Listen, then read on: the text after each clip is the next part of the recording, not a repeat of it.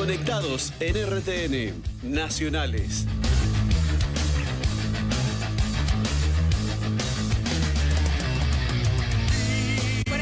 Pasaron de las 8 de la mañana, continuamos aquí en Conectados hasta las 9 de la mañana, momento de saludar y dar los muy buenos días a nuestro compañero Hernán Astudillo con la información nacional. Hernán, ¿cómo andás? Hola, ¿qué tal, Eli, Ariel, equipo, buen día, audiencia?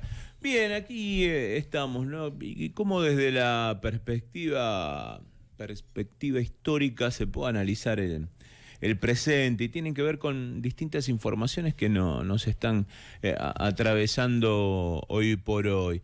Bueno, nos enterábamos, ¿no?, de esto que había ocurrido con el monumento a Osvaldo Bayer. También le vamos a dar una cobertura especial al tema, pero está vinculado con lo que de lo que hoy vamos a charlar.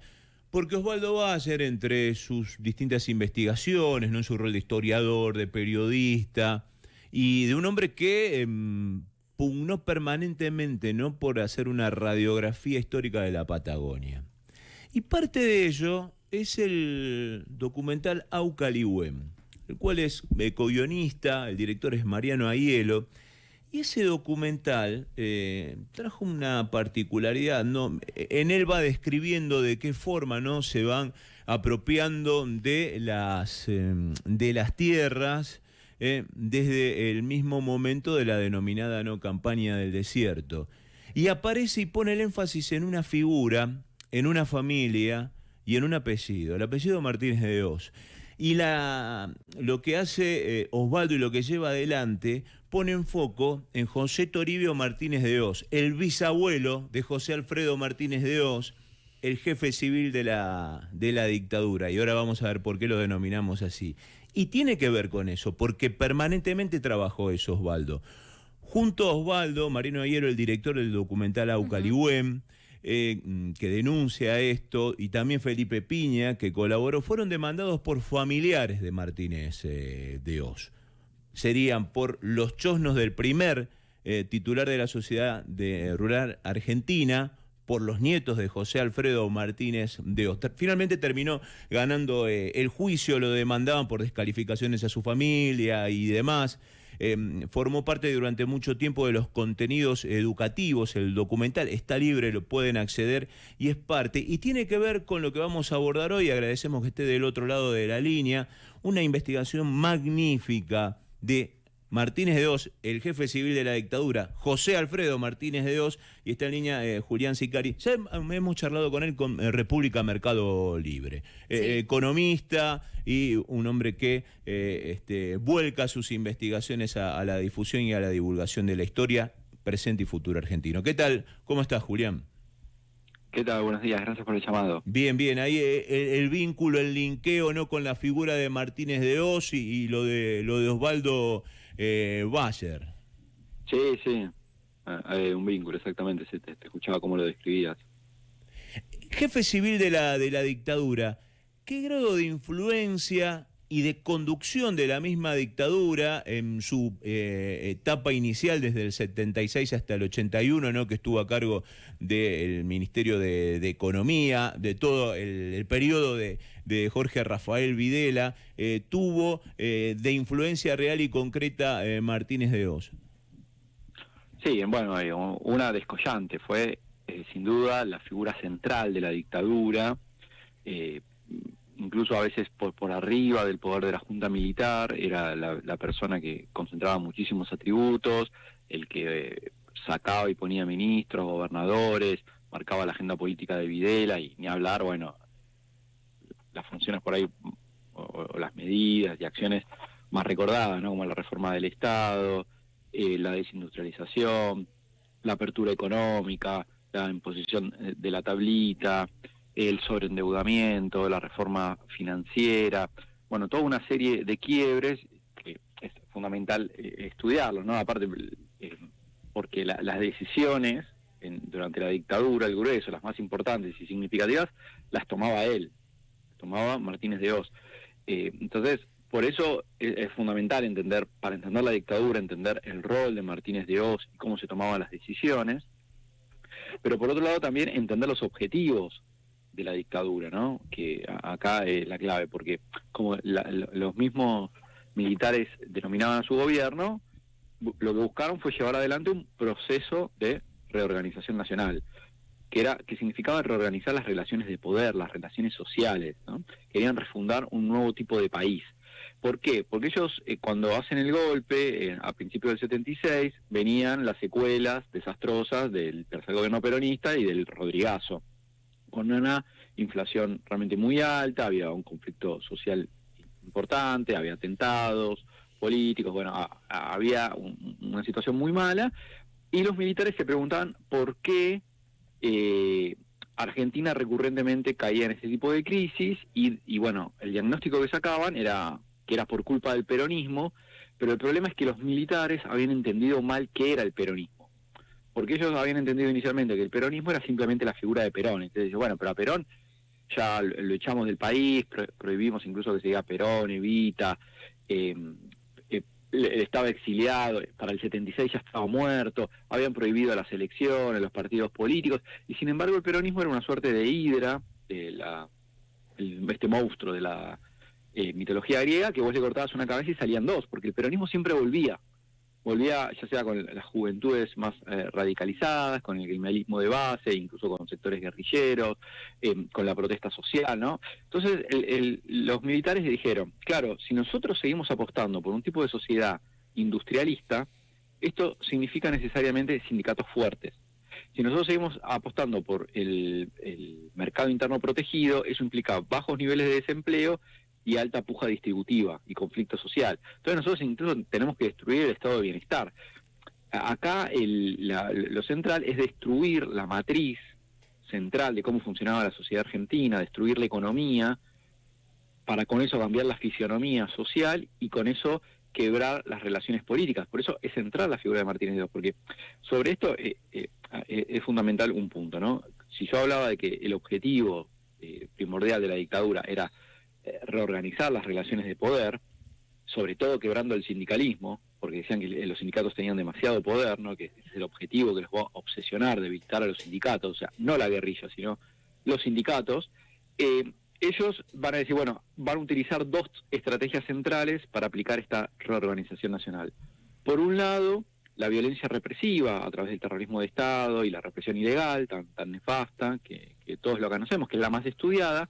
Pero la otra gran herramienta para lograr un cambio de largo plazo es precisamente el quiebre estructural de la economía, para con esto hacer las transformaciones sociales y políticas que ambicionaban de largo plazo. Por eso, en todos los casos, la figura central, excluyente y más importante para entender cómo funcionaba era Martínez de Oz. ¿Qué vínculos o de alguna manera qué espejo se ve hoy en este presente, ¿no? Porque el mismo Javier Milei lo cita, uno repasa el decálogo, ¿no?, con el que anunciaba el principio de su gestión Martínez de Oz y encuentra varios puntos de coincidencia. Sí, por supuesto. Martínez de Oz era un fanático del libre mercado peor que Milei. O sea, es el antecedente central, ¿no? Incluso en los 90 se hacía un chiste, decía, ¿quién es el padre del modelo, si Menem o Cavallo? Y muchos decían, podemos discutir quién es el padre, pero el abuelo es Martínez de Oz. Sin Martínez de Oz es imposible no solo entender a Menem, a Cavallo, a Macri. Macri es hijo directo de la patria contratista que creó Martínez de Oz. En los 90 se decía que Menem, para poder gobernar, le dio el poder a los que ya lo tenían. ¿Por qué? Porque eran los ministros y funcionarios y secretarios de Estado, todos venían de las grandes empresas y fundaciones del gran capital, ¿no? Y el poder económico, y Menem aplicó el programa del poder económico concentrado. El tema es que el poder económico, para llevar a cabo sus planes, necesitaba alquilarle el partido al peronismo. Ya con Macri, ya son ellos mismos, no necesitan pedirle el partido prestado a alguien. Y con el caso de Milei es exactamente lo mismo, porque dos cosas, fijémonos cómo se repiten a lo largo del tiempo las dos estrategias centrales de la dictadura en los gobiernos de la derecha, en el gobierno que aplican el programa del poder económico concentrado. Y cómo se repiten los nombres, porque no solo Cavallo estuvo en la dictadura, estuvo con Menem, con la Alianza, la persona que reprime es siempre estuvo la encargada de reprimir durante el gobierno de la Alianza a quienes se quejaban, a quienes les hacían los ajustes, a quienes les bajaban los salarios, fue Patricia Bullrich. Después Patricia Bullrich va a volver a reprimir, y la encargada de frenar las movilizaciones populares durante el gobierno de Macri. Y lo está haciendo ahora, reprimiendo, gaseando, bueno. Y el poder económico lo mismo, bueno, ya la figura de Cavallo, en el 2001 va a estar no solo Cavallo, sino Sturzenegger. Durante el gobierno de Macri va a estar de vuelta Sturzenegger con Caputo, y ahora están de vuelta Caputo y Sturzenegger aplicando el liberalismo económico. O sea, fijémonos cómo la estrategia de aplicar un programa liberal salvaje y la represiva perduran. E incluso no solo figuran los mismos nombres, las mismas estrategias, sino exactamente las mismas medidas, porque una de las medidas más recordadas de Martínez de Oz es la tablita, la famosa tablita, que vamos a recordarle a quienes nos están escuchando qué era. La tablita era un cronograma de devaluaciones preanunciadas, ¿no? Entonces, ¿cuál era el problema? Que la tasa de devaluación siempre iba por debajo de la tasa de inflación, lo cual hacía que en términos reales el tipo de cambio quedara sucesivamente cada vez más atrasado. El tema, eso lo que fue, y además fue acompañado con un programa cada vez más radical de apertura económica para disciplinar precios. Eso fue lo que destruyó el aparato productivo del país, la desindustrialización, al campo, el mercado interno, generó una serie de desastres. Y hace estallar el sistema financiero, ¿no? Cierra el Banco BIR, se lleva adelante toda una cadena de bancos, quedan incautados los depósitos, pero ahí la reserva alcanzó a pagar, con el corralito no. Digo por esta línea histórica. Claro, no, esto se reitera, de hecho, bueno, ahora están con reservas negativas. Bueno, la tablita, el impacto final, porque todos advertían que estaba el tipo de cambio cada vez más y más atrasado. Entonces, los grandes financistas, ¿qué hicieron? Que habían entrado al país para hacer la bicicleta financiera, el diferencial de tasas, en un momento advirtieron que tenían que salir, empezaron a desarmar todas sus posiciones en pesos y se pasaban a dólares y fugaban los capitales hasta que se hizo una presión lo suficientemente grande que dinamitó todo. Algo muy parecido a lo que le está pasando a Milei y le va a pasar. Este final es inevitable, porque de la única manera que perduran estos modelos de aliento a la especulación financiera es vía endeudamiento. O sea, ahora que están rezando que entre el dinero del FMI, ¿para qué va a entrar esa plata del FMI? Porque esa plata no va a ir al desarrollo, a la producción, tampoco va a ir a una ruta, a infraestructura, mucho menos hospitales, a obra pública, a que vivamos mejor.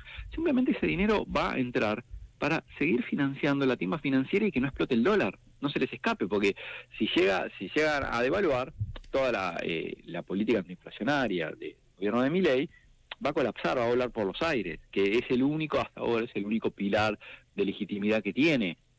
Entonces están aterrados, porque saben que el final es inevitable. Si el fondo mañana les dice, no te doy nada de plata, se acabó el gobierno de Milei.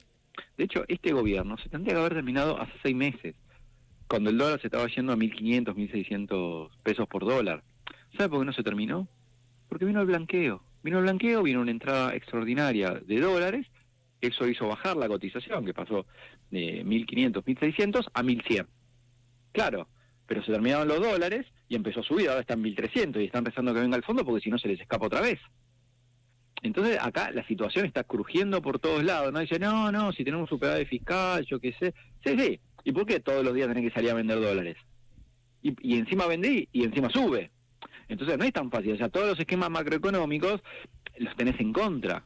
O sea, un tipo de cambio muy atrasado, fijémonos, el boom turístico, así como Martínez de Oz teníamos la plata dulce y el DM2, ahora tenés los viajes subsidiados baratos al exterior. A Chile los viajes subieron 182% este verano.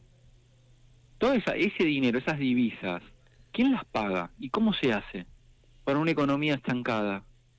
Bueno, evidentemente los dólares están saliendo, fíjense cómo todos los días está vendiendo y bajan las reservas del Banco Central.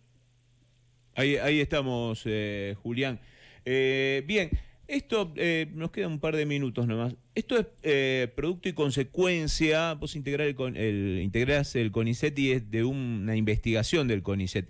Digo, para entender esta cuestión, ¿no?, de la transformación cultural que querían llevar adelante, por algo lo quieren cerrar también al CONICET, ¿no? Sí, por supuesto. Sí, todo lo que tenga que ver con ciencia, investigación, cuestionamientos, porque no les interesa. O sea, perdón, yo ahí diciendo, a mí me parece que les interesa y quizás quieren evitar que una investigación emanada del CONICET pueda resultar como Martínez de Hoz el jefe civil de la dictadura y uno se encuentre con la historia ya repetida, ¿no? Como tragedia. Sí, yo pienso que no, porque, por ejemplo, la estrategia económica de la élite, incluso también de Milei o de Macri, nunca es pensar el desarrollo del país, industrializarnos, aumentar el valor agregado en términos tecnológicos, científicos. Eso no les interesa. Si les interesara eso, pondrían dinero en las universidades públicas, en el CONICET, en el CONAU, en el INTA, en el INTI, en todos los organismos de ciencia, de investigación, de desarrollo, pero no les interesa, al contrario.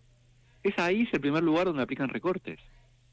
Porque ellos sueñan con un país primarizado, totalmente desindustrializado, con masas excluidas, con desigualdad. Ese es el modelo de ellos. En todo caso, una salida vía pastoril, ahora un poco con la cuestión energética o la cuestión minera, pero son todas salidas extractivistas, ligadas al sector primario, de bajo valor agregado, con nulos derrames productivos, laborales, de valor agregado, de ciencia, de tecnología. Todo esto no les interesa. No les interesa en lo más mínimo. No les interesa proteger el mercado interno, construir un capitalismo próspero, desarrollado. Eso no está en su agenda. La única obsesión, en el mayor de los casos, ¿cuál es? Sacar el cepo. ¿Pero para qué quieren sacar el cepo? Para que puedan endeudarse y fugar con mucha más facilidad. Pero esa es la finalidad. No hay otra.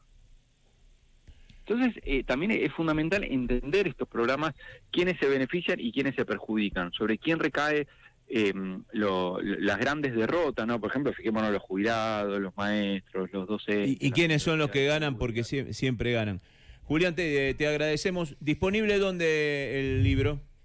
En principio, en la mayoría de las librerías se está distribuyendo, se puede conseguir, si no, por Mercado Libre, pero también las grandes cadenas, Jenny, Cuspi, el Ateneo, y ahora, bueno, se sigue distribuyendo, así que ojalá lo puedan conseguir por allá, leer y, bueno, debatir y pensar el pasado, porque el año que viene se cumplen los 50 años del golpe. Va a ser un momento fundamental para la revisión y entender el quiebre del modelo productivo y el terrorismo de Estado, que era su complemento del programa aplicado por la dictadura, ¿no? Y las tristes herencias que todavía vivimos. Así es. Gracias, Julián. Te comprometemos para hablar de otra de las investigaciones que llevas adelante en el CONICET, es por qué cíclicamente, ¿no?, la Argentina pasa por esta cuestión económica y nunca puede despegar con todos los, entre comillas, dones que tiene este país. Un abrazo, gracias. Un saludo, gracias por el llamado. Adiós. Buenas noches. El jefe civil de la dictadura, Martínez de Hoz, obra imprescindible para entender y comprender, ¿no?, parte de la historia de nuestro país. Bien, nos quedamos sin tiempo, pero quedó pendiente el documental. ¿Dónde se puede ver? Aucalihuén, que hacíamos referencia, sí, lo buscan en YouTube. Es interesante, ¿no? Muchas gracias. Tiene que ver con las temáticas, sí, por ejemplo, que vamos a abordar a continuación acá en RTN. Porque ¿qué viene ahora acá en RTN? Ahora viene Mapuche Kimun con Mara estamos. Rosemarina. Todo tiene que ver con todo. Gracias, Hernán. A ustedes. Hasta luego. Bueno, nos vamos, no nos queda más tiempo. No nos queda más Son las tiempo. 9, Eli. Quédense en la 104.9. Ya viene Mapuche Kimun aquí en Radio y Televisión de la Ucrania. Hasta mañana, Ariel. Gracias, Luchito. Hasta mañana. Gracias, Alfon. Nos vemos mañana a las 7, conectados aquí en RTN. Chau, chau. Adiós.